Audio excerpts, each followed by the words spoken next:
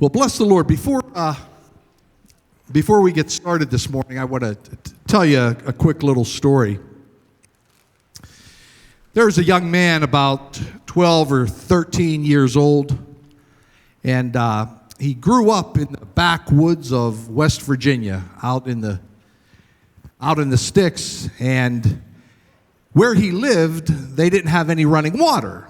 So he had to go out, use the outhouse. How many of you are familiar with an outhouse? You know all about that, right? Yeah.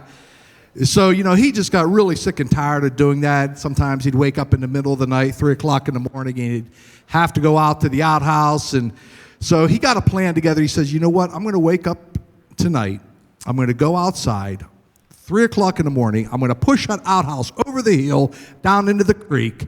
My parents will think either a bear did it or the wind blew it over, and, maybe it'll force my parents to get running water inside the house. So he runs out and he executes his plan. He pushes the outhouse over down into the creek. He runs back into the house, up into his bed, and so he wakes up the next morning. He comes down, and there his mother and father sit at the breakfast table.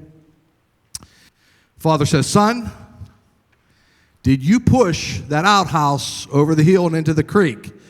And the son said, "Well, Father, yes, I did." So the father stood up, slowly began to remove his belt to administer some discipline. So the young boy cried out, "But Daddy, I told you the truth, just like George Washington did. And George Washington, when he cut down the cherry tree, he told the truth and he didn't get any trouble."